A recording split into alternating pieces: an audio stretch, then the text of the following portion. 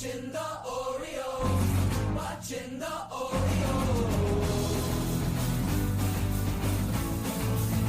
watching the Orioles, watching the Orioles.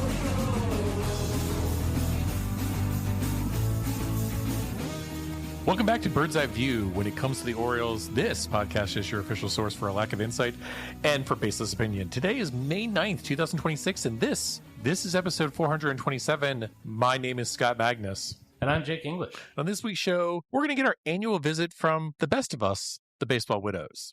And we're also going to bask in the glory and the greatness that is Orioles baseball in 2026. And we'll do that all right now. Let's go around the bases and hit first base. And Jake, I believe the last time we met, I basically told people to calm down, to go touch grass. And since then, the Orioles have played apathetic baseball that has prompted me to go touch grass, but it's been absolutely atrocious baseball. I'm really glad to hear you say the touch grass piece, because I'm going to be perfectly honest with you. When the Yankees series came around, Yep, I said to myself, I don't have to do this to myself. correct. I don't have to do it. And so I did catch a couple of innings because I was like here by myself one night, but I didn't make any effort to watch the Yankee series. And I only watched like 3 or 4 innings of one game of the series. You could tell everybody was preparing themselves mentally for it because they're just like, we just need to split this series. That's the best we are going to possibly do, is to split this series. And it came out even worse than that. It's as simple as that. But yeah, it was fundamentally bad baseball galore. And even with Schlittler, in terms of pitching, not at his best, the Orioles were not able to capitalize on the moment. We talked about this during the rebuild era when the Orioles were going against the Astros. And I specifically said, these are two teams that look completely different. One is obviously an extremely talented team, and it just highlights how far apart one team is versus the other right now as it relates to the basics that are on the play. It doesn't matter about star power, but just one team versus the other. One team looks like they're in a completely different league than the other. The thing that's really frustrating is that I think Orioles fans are just looking for some sign that things are going to get better, right? I really believe that there's a combination of frustration for how the last several years have gone, or frustration over another offseason of abdication of responsibility. But I really do think that this fan base would be very forgiving if they could just see an inkling, a hint that there was something coming down the pike. And I think what's really hit Orioles fans at this point is that it's been a couple weeks now of not the team in neutral, but the team sliding back. Yeah, everyone is looking for a breakout, and there has not been any breakout moment. I think the Yankee series was absolutely atrocious, and I think people went into that Marlins series being like, they've got to basically sweep this series for us to have hope that they can build momentum. And they ended up losing that series. Well, they ended up winning that series, but losing the last game of the series on a walk-off error, which is very apropos for how the Orioles have played so far this season. And you go into a series like the Athletics series, and then you've got the Yankees looming in the following series. And it's really hard to be able to look at the next several games and think, well, the Orioles are going to be okay. They just need to weather the storm. You could look at it and say, yeesh, the Orioles could be 10 games under 500 by the time they get through seeing the Yankees. That's absolutely correct. And I think, coming into the Athletics series, it was a situation I said, the Athletics are not a bad team per se. I think I wouldn't say they're a playoff team, but I would say like they are a 500-ish team in my mindset. And I was like, this will be a good test to see if they're able to play against a team that displays good fundamentals and is probably going to be a 500 team at the end of the season. And so far, looking at Friday's game and now Saturday's game, they look outmatched. Not to bring him up too often in the podcast, but I'll give this one from Steve Mileski. At 17-23 at the 40-game mark, the Orioles are on a 69-win pace.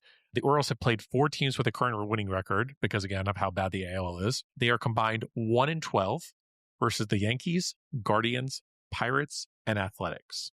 1-12 against winning teams. Now, again, it's early in the season. That immediately screams to me, this is a bad team. Yeah, I remember last year saying we've got to give it till when, and I think you very, very reasonably said mid-June. Earlier, when we were discussing Go Touch Grass, I said, give it to Memorial Day. and we can make the determination. Now, last year, we specifically said, let's give it some time. But by first week of May, we said, nope, it's not going to happen. It's just a bad team. We are now in the second weekish of May. I'll give it a second week, even though it's May 1st was on a Friday, but eerily similar to last year in terms of how the season is tracking and progressing. I didn't want to say that it has eerily similarities to the 2025 season just a few weeks ago. I'm here to say it now, that this looks like the 2025 season once again. Is it that eerie when you look at the roster? If you look at the position players, I do think that there are some upgrades that we've seen. Like, I think Pete Alonso still is a really nice addition to this team.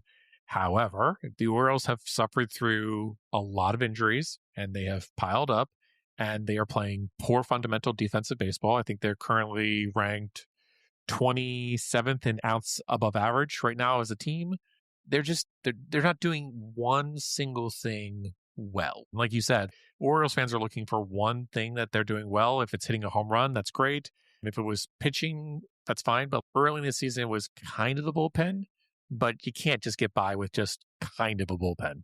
Yeah, and they're working very hard right now to get by with kind of a rotation. Correct. Absolutely. But hey, I've been told it's too early. Too early to be concerned about the starting rotation. I think No one could have predicted. No one could have known that it was going to happen like this. I mean, to be fair, there is a massive amount of injuries now that have happened to this team that I don't think anybody thought that you'd be in Trade Gibson, Cade Povich mode.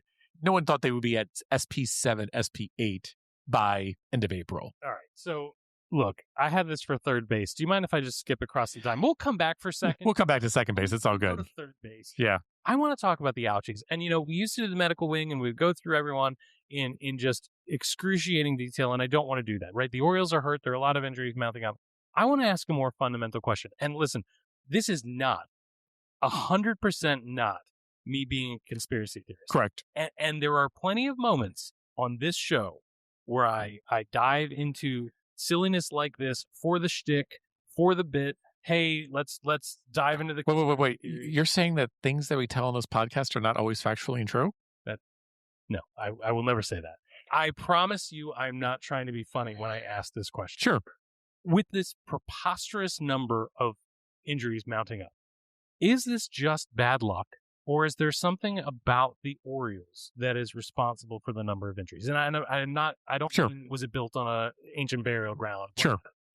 I'm starting to think to myself, we mocked the Orioles for years and years and years about the physical, about the fact that so many deals were tanked by the physical. And I got to thinking this week, in a Peter Angelos owned team, is there any way that Zach Eflin would have been signed back to this team? Yes, I think so. Okay. So that's basically the crux of the first part of my question, which is, do you think that it is possible that the Orioles' risk tolerance posture towards players with injury history or injury risk is different to the point that it is contributing to the number of injuries that we're seeing? I think the question is, do I think the Orioles are doing anything significantly different than any other MLB team, and that is blowing up the amount of injuries? Are they doing something weird with strength and conditioning? Well, that's I think that is a second question. The strength and conditioning. Strength and conditioning is like once they're here, are they being well cared for? Are they being taken care of? I don't think the Orioles are doing anything different than any other team as it relates to medicals. We can go back to last year with the failed physical. And again, the Orioles were not the only ones that failed that physical. So I don't think the Orioles are doing anything outlandish in terms of their signing procedures. We just have to accept the fact that... Now, the Ravens, that's another matter. But this is an Orioles podcast. We'll get into that at a later point. So we just have to accept the fact that there is so much bad luck. I think part of it's bad luck. I'll give you an example of another team that has been snake bitten for the past few years and is now top of Major League Baseball. That's the Atlanta Braves. The Atlanta Braves for the past 2 years have been absolutely snake bitten. We actually said in 2022 and 2023, that hey, the Braves are the team that everyone should be modeling themselves over. Like, they've signed their guys to long-term contracts at a young age for club-friendly deals. They've gone out and created this network of prospects and doing it. But again, you look at 2025, you look at 2024, everybody got hurt on that team and the Braves suffered because of it. I feel like we're in a Braves moment right now, which is like 2025 and 2026 looks like the Braves of the past few years. Is it possible the Orioles could come back next year and be like the Braves now of 2026? Sure, it's possible, but I think it's partially bad luck, and I think there is probably something else going on from a conditioning and or program situation going on. It's just wild because it's not just the guys we're thinking of. Sure. And I say that because Grayson Rodriguez isn't on this team because he couldn't stay healthy. Right. DL Hall spent the 2025 Yep. season riddled with injuries. Again, somebody that came up with the Orioles. I promise I'm not trying to be a drama queen. Yeah. You know when I'm trying to be a drama queen. Yeah. But it's just so weird. It's weird, but again, I would also come back and point out, we just were talking about this team. I would consider the Yankees to be a predominantly great organization in terms of pitching development. You shut your mouth when you're talking to me. But it's true. In reality, as much as we hate to admit it, they do a really nice job with organizational development of their pitchers. Yet they have seen a plethora of pitching injuries. But again, this comes back to your point, which is you can never have too many pitchers. You sign and you sign and you sign and you sign. And again, this is what we talked about at the very beginning of the season. They're like, well, we have 6 starting pitchers. And it's like, at the moment we have 6 starting pitchers, let's see how long that actually lasts. And, it didn't last very long whatsoever. 14 minutes. Right. So I think this is a matter of, yes, it stinks. Yes, it sucks. It's also a situation of, you didn't go out and get your ace. And since you didn't go out and get your ace, these are the ramifications that you suffer as well. Scott, I've been told it's too early. It's too early to make determinations like that about the Orioles' strategy for pitching because there's so much that we don't know yet. And I think we've heard that as well, specifically in terms of, listen, we have all this depth that is present in the farm system with Trey Gibson, with Cade Povich potentially being able to take that next step. Brandon Young had some really interesting outings last year. You've got Nestor German, who's probably going to come up next.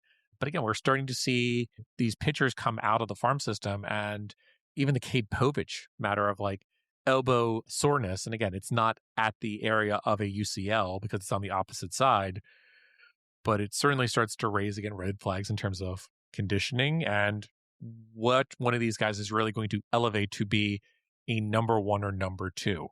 And we'll see. It's bad luck and it's a little bit of development is the best way to put it. I'm sure we'll get that 1 or 2 without having to pay for it.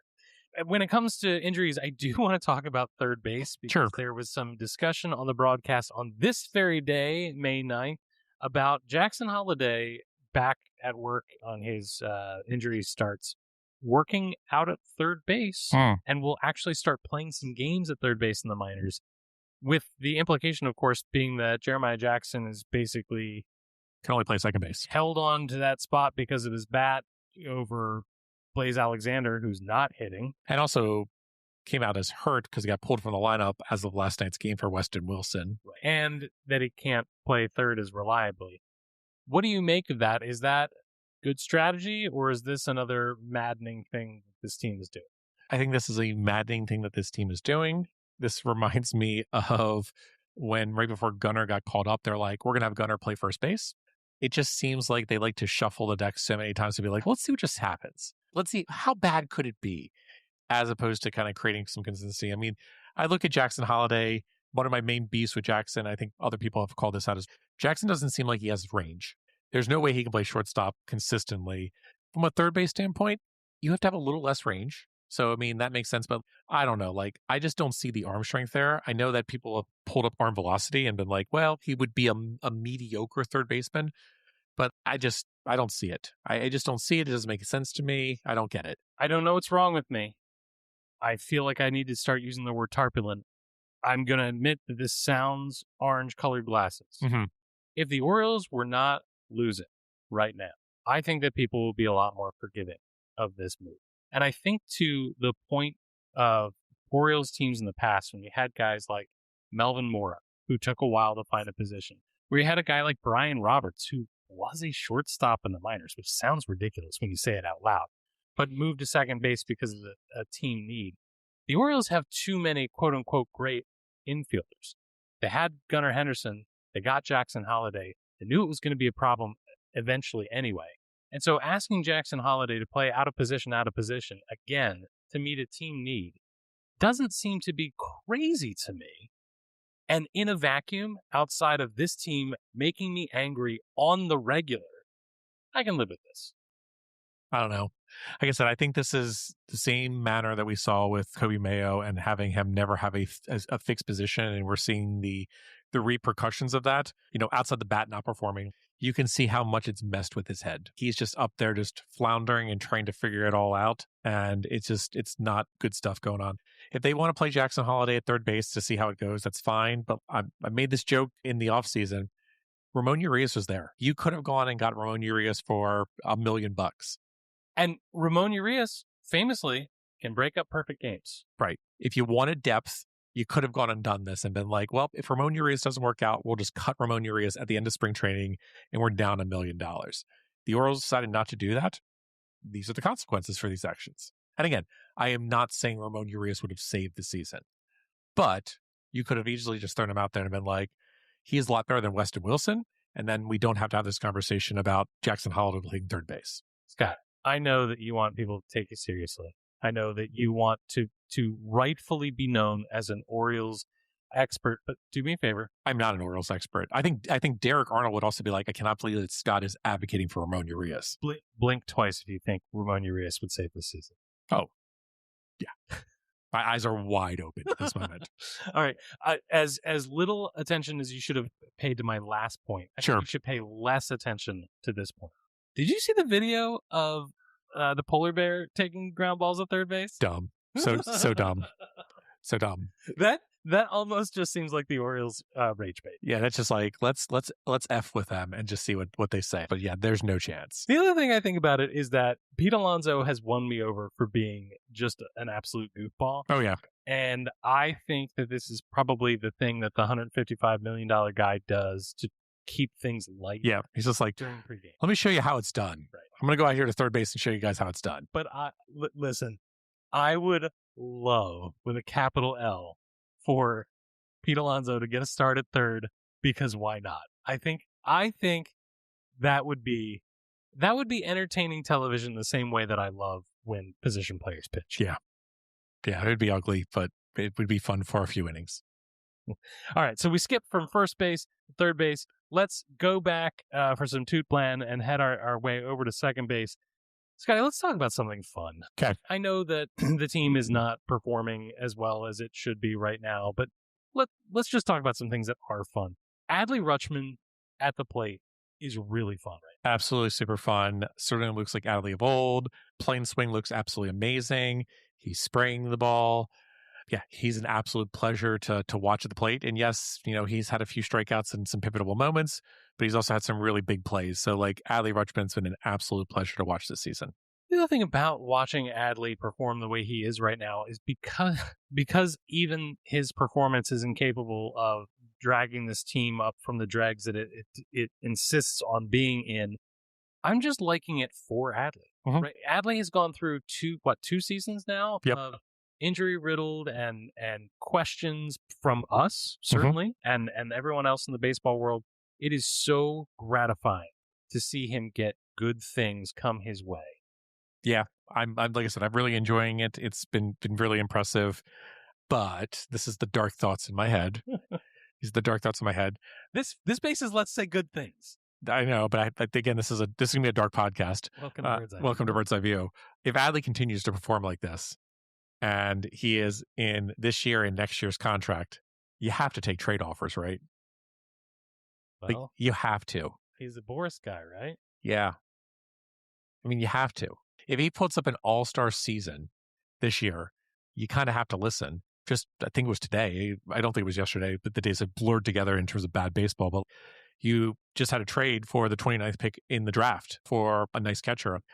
I'm certainly sure that Adley could pull in a pretty heavy prospect. Would it be a Machado-like trade?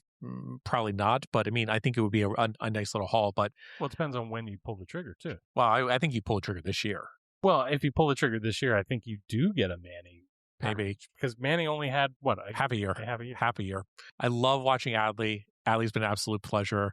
But part of me is just like, is he writing his ticket out of Baltimore? I don't like what you have to say. However, And again, in this offseason, when people were throwing out the Adley trades, I'm like, absolute no way. There is no chance in the world.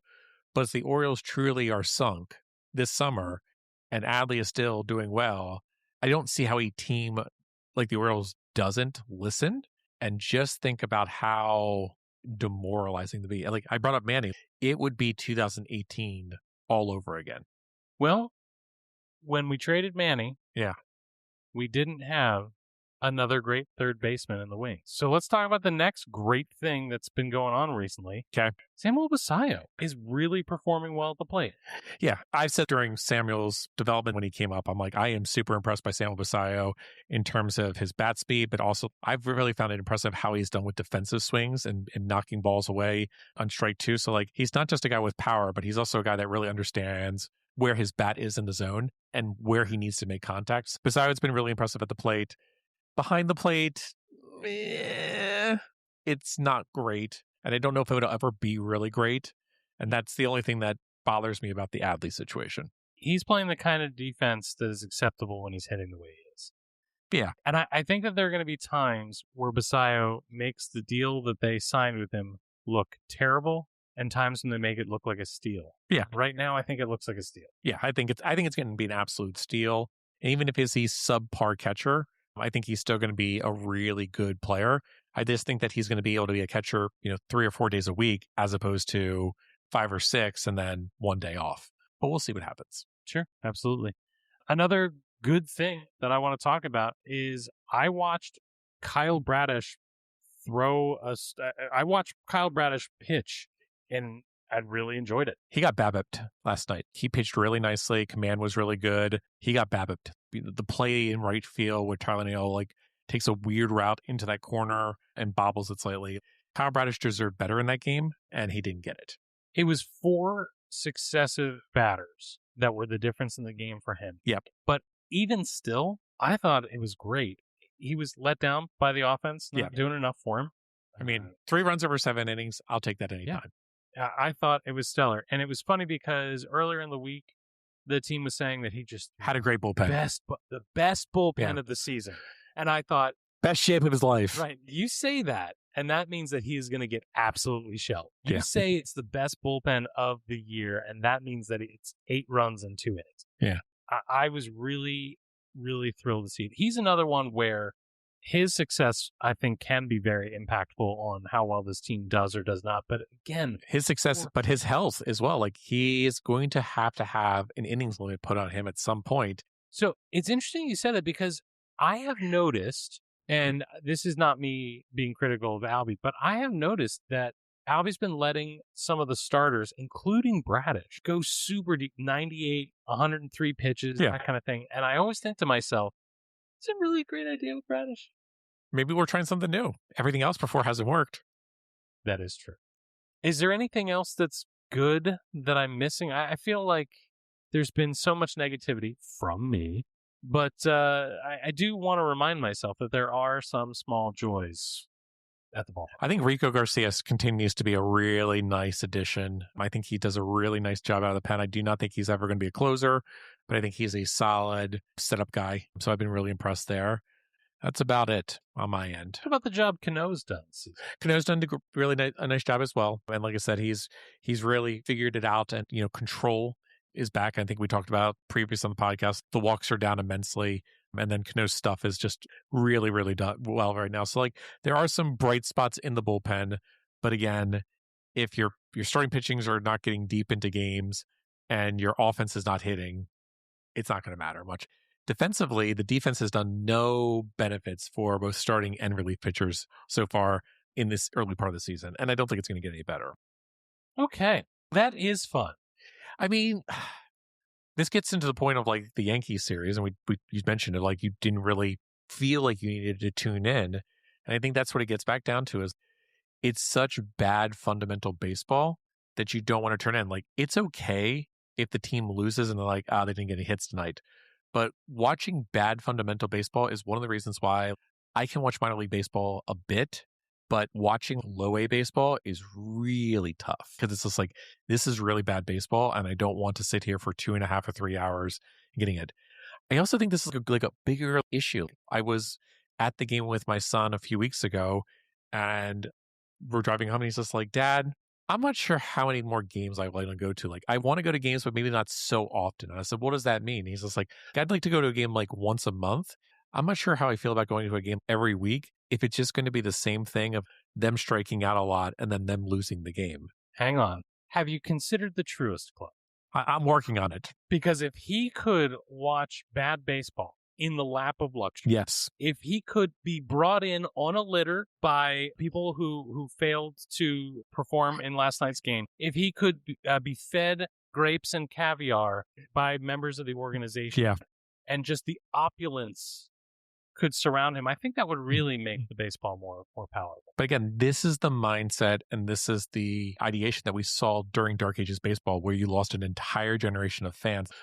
I'm not saying we're at that point. And like I said, my son is still watching the games, checking with the games. Last night, he didn't come with me, but as soon as Pete hit his home run, he instantly texted me. So he is following the game intently. He's not checked out, but I think he's also like, why should I go to Camden Yards if I could just stay at home, watch the box score, see what happens, and not have to live with watching bad baseball? And I think that's an interesting dynamic, especially for this age group that is very much, I want to be doing 6 things at once. And this one thing is not keeping their interest. I think that the Orioles are risking having folks tune out for the season. Yeah. I mean, I think they have, another bad couple of weeks. Yeah. I think that the amount of attention that, the general fan base pays will be cast. I mean, I think they have about 2 weeks left until it's just checkout mode. And like I said, it's Memorial Day. If at Memorial Day, if they are more than 3 games back from the wild card, I think it's done. And again, all we want to do is love you. Show us Yeah. a little bit of life. That's all. Yeah. Speaking of moving on, We never got to home plate. what do you mean? We did first base, Uh-huh. third base, Uh-huh. second base. Uh-huh. We have to go to home plate. What's our topic for home plate? Scotty.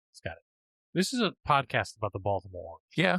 What would be more appropriate than for us to prematurely go back to the dugout in a sad and unfulfilling manner? Are we noble tigering? That's it. We're not going to home plate. We're just going to leave the bases stranded and we're going to go right back to the dugout. LOBs, baby. No RISP. We're going to leave it right there. But hey, we do have something much more interesting. It is our annual visit from the Baseball Widows.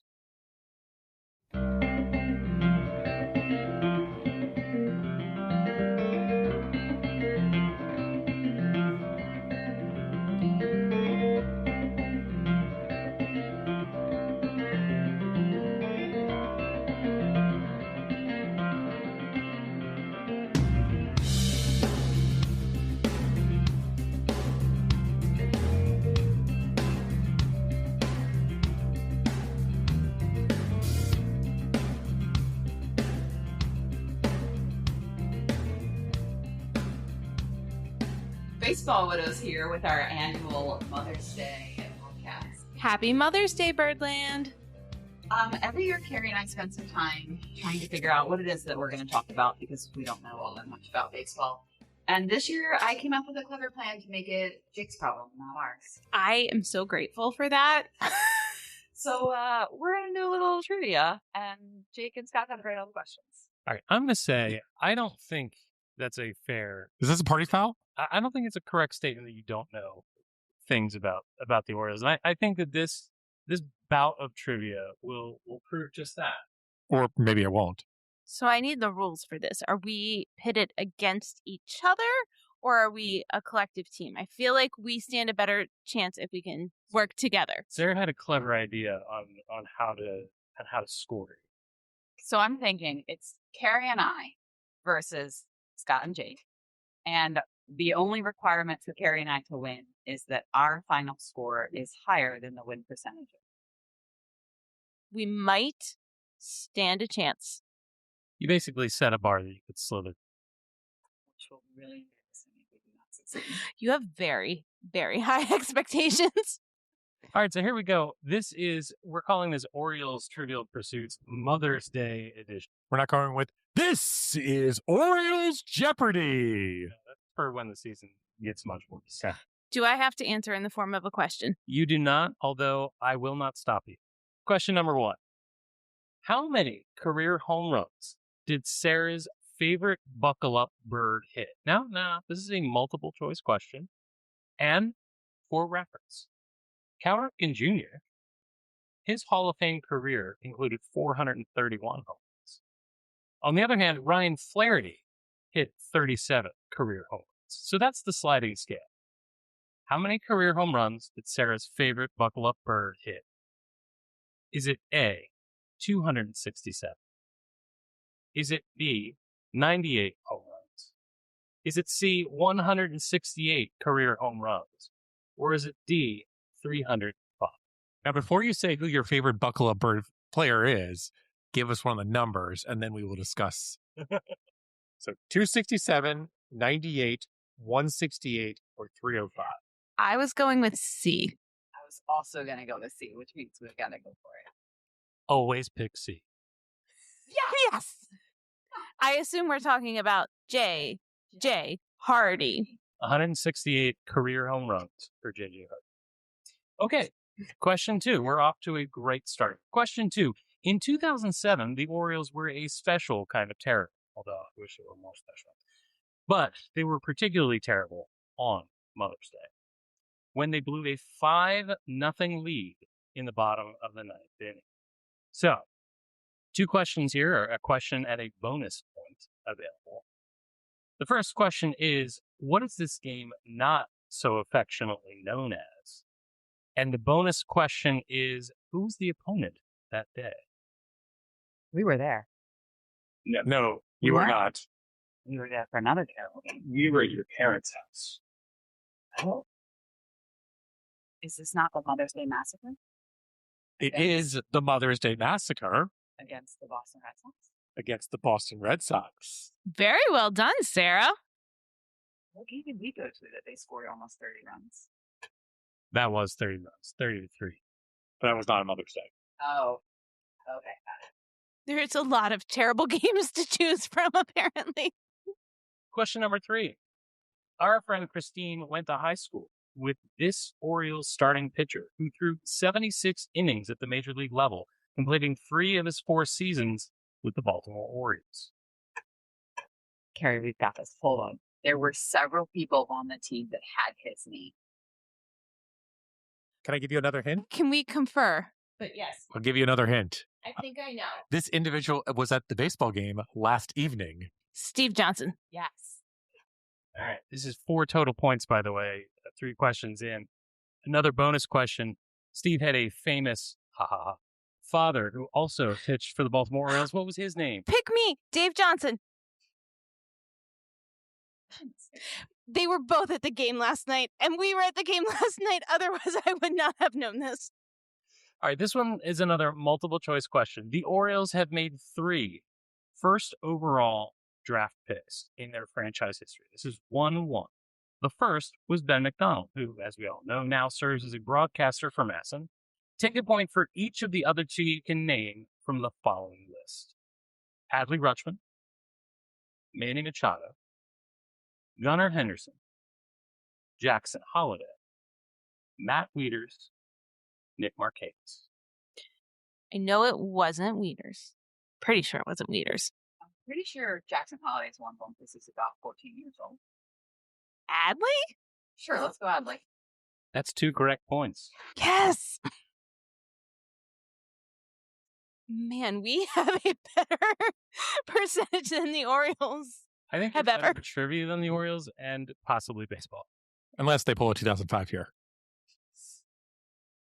All right, question number 5. The Orioles hosted the All-Star Game in 1993. Well, it's an absolute travesty that it's been this long. There are actually some teams who had a longer drought of All-Star Game hosting. How many teams have had a longer string of years since their last All-Star Game, longer than the Orioles? Multiple choice. Are there 6 teams? Are there none, meaning the Orioles are the longest? Are there 10? Or are there 3? We're going to just have to take a guess on this one. Yeah, do you have a gut feeling? Spin the wheel. I was going to go 6 because it felt in the middle. Yeah, that's also what I was Did you guys want to thinking, buy it but, back? but now I feel like maybe it shouldn't be in the middle and we should go 10. I'll trust your instincts because I have no idea. Screw it. 10. That is your first incorrect answer. The answer is 3. Ah, we would have been wrong either way. The list is the Athletics, who don't have a city to call their own right now, followed by the Blue Jays, who were in 1991, and the Phillies, who were in 1996, but they are getting the 26. Yes. They're getting this year's for the 205th anniversary of this country. Sure. All right, number 6, we're wandering into bird's eye view territory here.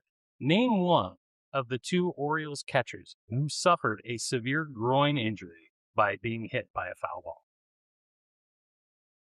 Weeders? Did you write a song about that? Surprisingly, no. He wrote a song about oblique injuries and Chris Davis. I remember that. Yes, I knew there was an injury song. Sure, let's go with your answer. Hey, testes. I am, Hey, testes. I am barred from singing about this particular topic. There were 2 Orioles pitchers who suffered a severe groin injury. One was Wellington Castillo, the other, Caleb Joseph. Oh, I remember that now. But I sort of forgot Caleb Joseph existed until now. Could have done it while he was playing, too. All right, we're at question number 7, and that is this. Which former Oriole of ages past might be best described as having hit the ball wicked high? Oh, God, we still say this all the time. She. Kevin Millar. Kevin Millar is correct. Something that Way to go, Sarah. Question number 8. I think you guys have missed one. Is that right? 2. 2. Now that Jim Palmer has finally eaten a chicken, what is the other thing that he has famously never done during his long, storied career? never done. He's done a lot. What has he never done? Like in a baseball sense? Yes. Not in a jockey underwear ad sense. Not in a John Not Connor. like a never have I ever. But you could guess about that as well. It'd be fun. I mean, he was a pitcher, so it'd have to be something. Pitching related. Did you There's say 2 guesses. Either walk the bases yours? loaded or hit a guy while pitching. I would say I was going to say give up a grand slam. But we can say walk the bases loaded too. I'm going to go with the grand slam, but I might be wrong. Jim Palmer is very proud of the fact that he's never given up grand slam. Yes. And now he's eating chicken wings. All right, question number 9. Nick Markakis broke his hamate bone in 2012, which made us all infinitely sad. I know that there are 1 million Orioles currently on the IL, but which 2026 Oriole is currently out with that same broken bone? Is it Cowser? Can you name that bone again? Hamate? Hammond? Can one find that bone? In your hand. Sure, Hauser. But I might be wrong. I don't know. Cowser is playing as if he's got every broken bone in his body, but the answer is Jackson Holiday. I did not know that was the source of his injury. Well, the more you know. All right, question number 10. As part of the MLB's Adopt a School program, the Orioles adopted which Baltimore City school? It wasn't mine, so it doesn't matter. I don't know. I don't know. Oliver? So close, so close. It was Harlem Park Elementary Middle. I prefer Sarah's answer, not her school. Started with an H. I will say that it was announced in February that Harlem Park went from a 2-star to a 3-star school. So hopefully that is because they're getting attention from the fans. All right, question number 11. Coming down the stretch of the 2014 season, Orioles fans adopted the following rallying cry. This is another multiple choice. Was it buckle up? Was it we won't stop? Was it why not us? Or was it it's morphin' time? What year was this question? I don't really need a screen. 2014.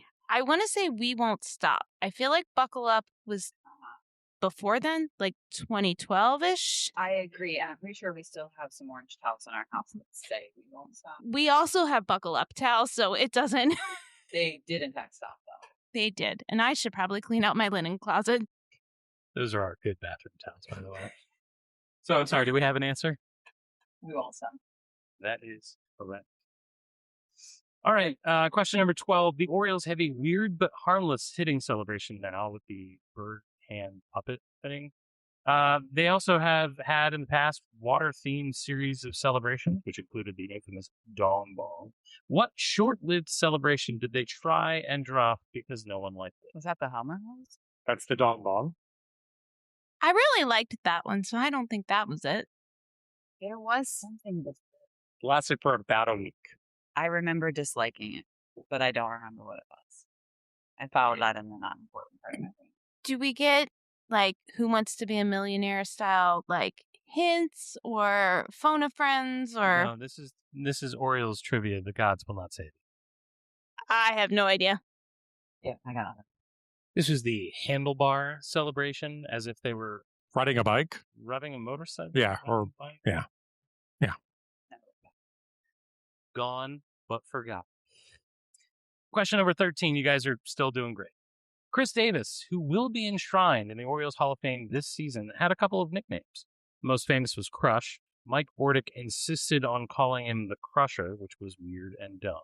But one of his other nicknames was the Deputy, which he got because this other Oriole was called the Sheriff. You know, I remembered that he was called the sheriff. But I do too, and I'm racking my brain. Who? Would you like? What's that chocolate? Oh, yes. All right. Is it Taylor Teagarden, Chris Dickerson, Wilson Bettamy, or Mark Reynolds? I don't remember 50% of those people. Classic Orioles fan. They made them sound forgettable. I wouldn't, if we didn't have multiple choice, I would not have guessed any of those people. This individual did hit a home run on the September 6, 2012 game, the Adam Jones statue game. It's not like it's Adam Jones was going to do, I guess. Can we go with Wilson? Because that's the name I remember from that list. I just remember their volleyball. I was going to go. No, that's fine. Go with Wilson. Sorry, the answer we were looking for was Mark Reynolds. Oh, that's who I would have said, but Sure. You got to be more insistent next time. I wasn't sure, so I couldn't insist on anything. All right, 2 questions remain. We are all painfully aware of what it feels like to get swept out of the playoffs by the Royals, having been in the building twice when it happened, both in 2014 and 2024. Which team swept the Orioles out of the 2023 ALDS? Well, also 2023. No sense. They ended up going to the World Series. Is it a team that wears blue? It is a team that wears blue. No. Scott's very good at the hints. I appreciate him bending the rules for us. It's a team that does not have a great deal of pride. That's a good hint as well. Oh, wait. God. The wheels are turning. Okay. We play them every year on Friday night. Dun, dun, dun, dun, dun, dun. Right. Who do we post? I was going to say it's a South team, a Southern team. How would you guess that? Is it Texas? It's the Texas Rangers. All right, last question. You guys are crushing it. I don't care what the Orioles. Winning percentage is. It is way below what you accomplished here. Question 15. Gunnar Henderson and Colton Cowser have bonded over which kid's toy/activity? Lego. There you go.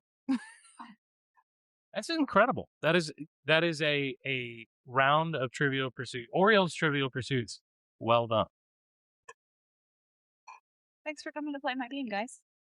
Happy Mother's Day. Let's go think about what we can make them do next year. Ooh, we still have to come up with a bevy. Let's do that first.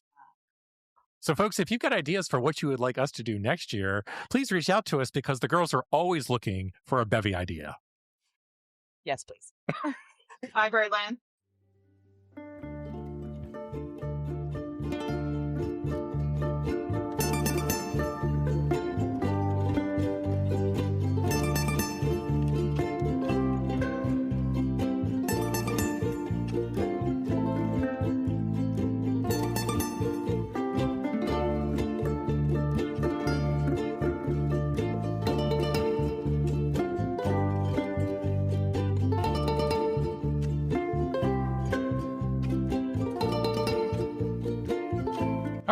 think that they did a phenomenal job with that. I would say, in fact, they did a good job. Let's go ahead and do the good, the bad, and the ugly. I'll go ahead and get us started. Scotty, I don't know if there are rules to this anymore. No, there's not. I'm going from the 9th of April, which was the date of our last recording. And my good, you brought it up earlier, is Rico Garcia. Here's the thing. I just trust him when he comes into the game. Sure. I just trust him. And that has been so rare. I think that Cano has fallen into that bucket as well. But I'm so pleased to see Rico Garcia doing well. And, it's nice to have somebody come out of that bullpen that I can have some confidence about. So he's my good. I'm going to go with Kyle Bradish. Like I said, I was really impressed with his start last night, being at the ballpark. Even if this is a lost season, if Kyle Bradish is able to go a majority of the season, go and pitch maybe 120, 150 innings, and really solidify himself as a top of the rotation starter. I'm not saying ace, but a top of the rotation starter. I think that's a good positive. So I'm really glad to see Kyle Bradish maybe turn a corner. Hopefully that really was a really good bullpen, and hopefully we'll continue to see some really good performances for the rest of the year. Absolutely. My bad is going to go to Jeremiah Jackson, who is very quietly having a rough couple of weeks. Yes. At the plate. And we just talked about the fact that he's going to possibly push Jackson Holliday to third base because of the way that he has been batting. But over the last 2 weeks, just not good, my friend. He has gotten a 28 weighted runs created plus. And, he's got a 12. 28 was called Cowser. He's got a 12 weighted runs created plus. He's got a just abysmal series of at-bats that have worked their way up. His OBP is 174. He's just not getting it done. Jeremiah Jackson, really rough couple of weeks. So I'll call that bad. My bad goes to, we're going to come back to the Yankees series. I also had a difficult time watching that series, but it is really difficult for me to watch a game when it is at Yankee Stadium. It is an abysmal ballpark. There is noise galore going on that's coming on through the broadcast. The whistle at the end of the strike standpoint, just the spite whistle. It just POs me to death. But it's just such a crap stadium. It's just such a crap stadium. Listen, I give all the credit to the Yankees. The Yankees are a really good team, but that is just a crap stadium. For as much as Aaron Judge and the Yankees made fun of the wall and the change and Creative Park, Yankee Stadium is probably one of the worst stadiums in all Major League Baseball. I would rate it lower than Tropicana at this given point in terms of how bad it is. My bad goes to having to watch games at Yankee Stadium. It is an absolute disgusting standpoint for me as a baseball fan. They're going to be here next week, right? They are going to be here next week. Gross. My ugly, I feel like I'm a broken record. I feel like I'm just beating up on him. My ugly is going to go to Chris Bassett this week. And hear me out on this one. I was really hopeful. On May 30th, Chris Bassett threw a great game. 6 2/3 innings with 1 run, giving up 1 earned run. And I was like, yes, that's what we need. Maybe Chris Bassett has turned a corner. Maybe Chris Bassett can actually be a bit of a stopper on this team. Maybe he can be a number 4 pitcher, which is what we desperately, desperately need. And he's my ugly this week because his next time out, it was 4 innings, giving up 4 earned runs and making the bullpen go back to it yet again. The Orioles need starting pitching to step up. This guy was brought in as a veteran, as a calming presence, and he was brought in instead of an actual frontline starter. And for this to be the way it's working, ugly. I'm not sure if I want to jump on this, but I'm going to jump on this. My ugly goes to Craig Alvarez. Ooh. And again, I actually am not going to blame Craig Alvarez for everything that's going on right now. However, I am going to point out that one quote that he gave earlier this week. That's quite a slap in the face. Yeah, in terms of, listen, if you don't want to do this, you can jump ship, but don't ask to come back on. And it's just listen, I get what you're trying to do, and I get what you're trying to say, and I understand you're coming to the defense of your team, but you have to understand the history that this fan base has gone through for the past 3+ decades, and it just does not resonate well with me. I get it. And again, as a new manager, new to the city, I get what you're trying to do. Psychologically, I get it.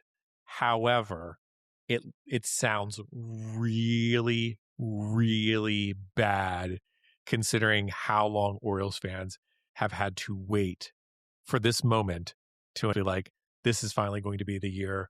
I made this comment a few weeks ago. So I was like, folks, calm down, chill out.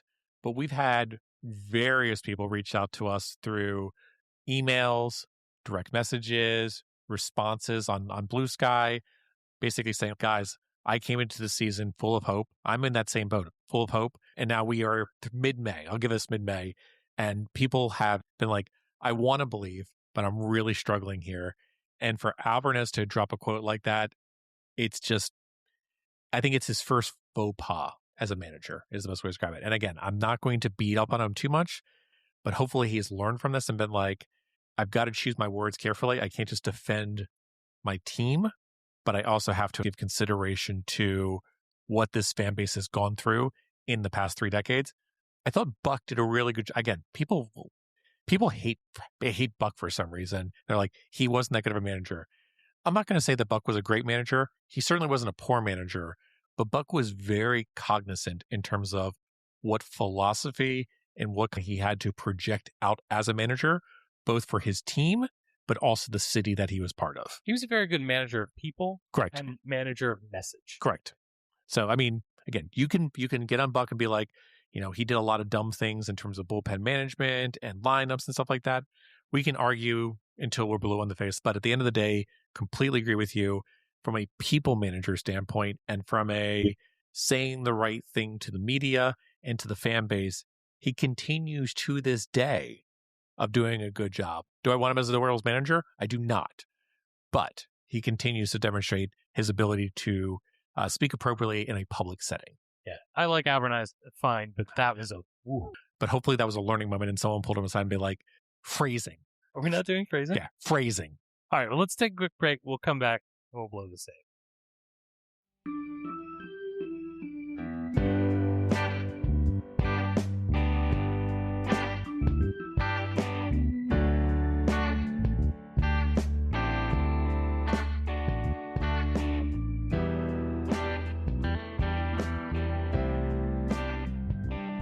Scotty, I had a very disappointing experience lately, and I need some advice from you. I need some advice from the listeners. I'm beside myself. I don't know what to do. Some time ago, in 2015, my grandfather passed away and left a plethora of baseball cards behind for me. When I say baseball cards, these are all junk wax. Yep. Like late 80s, early 90s. And when I say baseball cards, I mean, it is a ton. Yeah. He had boxes upon boxes upon boxes upon boxes. A bunch of full sets. I mean this with there's no joke here. I think that the baseball collecting cataloging kept him alive for a couple years after my death. Sure. Just Gave him a purpose. a butt ton of cards. Yeah. A lot of baseball cards. There's also there's X-Men cards, there's Star Trek cards, there's Charlie's Angels collecting Hello. cards. And so there's some football, there's some basketball, but most of it's baseball. Like the bulk of it's baseball. So I called a bunch of card places and they're like, Yeah. So I found a store. We don't want to sort through your mess. Right. I found a store and I called and I said, look, I've got a carload of baseball cards. Most of them are junk wax. Do you have a service that I could pay for to be able to have you go through them and tell me, if there's anything in there that's worth anything? Yeah. I said, I don't think that I'm sitting on inheritance money here. I just want to know. Want to know if I've got like $50 here. Because the worst thing that can happen is be like, oh, you had a, this and that card and you let it go. Yeah. Right. So he said, yeah, come ahead. The store doesn't open until such and such time. Show up at 8:30, and we'll take your stuff. So I go up there. The person at the store had never heard of me. Yep. Had zero conversation with whoever I talked to, and sent me away. And it's like, we don't do that here. I don't want to look at this. So what do I do at this point? What do I do with a literal Jeep full of baseball cards? My suggestion would be to go to Craigslist, create a post, man looking for someone to look through my boxes. I think I would get a lot of responses. I think you would. Be like, gentleman has a waxy condition, needs someone to investigate my waxy condition to see if there's any value to my wax. Not gonna work. I don't. We're not doing the phrasing thing? Not doing the phrasing. Okay, so if that's not possible, here's my other suggestion, to go to your son and say, this is from your grandfather. I need you to go through this, and I need you to look for any card that has these names. And you give them like the aspects of like, you're looking for Jeter, Griffey, Bonds. If there's basketball, you're looking for like Shaquille O'Neal, Jordan, Bird, and be like, any other cards you don't see goes in the trash, because otherwise they're worth less than a penny, basically. Put in your bicycle spokes. Not even that. It's not even worth that. Don't ruin your bike. Don't ruin your. As a person that has done this, because again, I collected wax from that period as well as a kid. I went and did this exercise. I ended up throwing away 99% of my cards just right into the trash, and took the rest and just put them into like sleeves and binder. And when I looked at it, I was just like, I probably spent more on the sleeves and the binder than the actual value of the cards. I have zero emotional attachment to these cards. It's just that he spent so much energy and attention on these things. It feels wrong just pitching. Yeah, I mean, I would, like I said, I think it's a labor of love. The other option, I was actually thinking about you earlier today about this. Your other option would be you could take it on as a labor of love yourself, and then you could write a blog article about it. That's not happening even a little bit. But there is something exciting. Something that came with the cards. Mm-hmm. I found a cassette tape, which is me as a young person Okay. recording onto a microphone and attached to the old stereo at my grandfather's house. The tape is labeled Jake 7-8. I can only imagine. I'm really hoping it is Orioles play-by-play from the Why Not season. I'm gonna give it a listen and see if there's anything of value, and if so, we'll bring it. Okay. And that is our show. Remember, you can find this and our entire catalog of indispensable episodes at birdseyeviewbaltimore.com. Bird's Eye View is available for download wherever it is you get your podcasts. Discover the show on Apple Podcasts, YouTube Music, Spotify, and many others. Please remember to rate, review the show. We appreciate the feedback. It encourages other people to listen for the first time. Come and get social with us. You can email us at contact@birdseyeviewbaltimore.com, where you can check us out all over social media, where we are at Bird's Eye View, BAL. And with that, Baltimore and beyond, I'll bid you all the fun. Adieu. Good night, Baltimore. Try to watch some games, and let's go O's.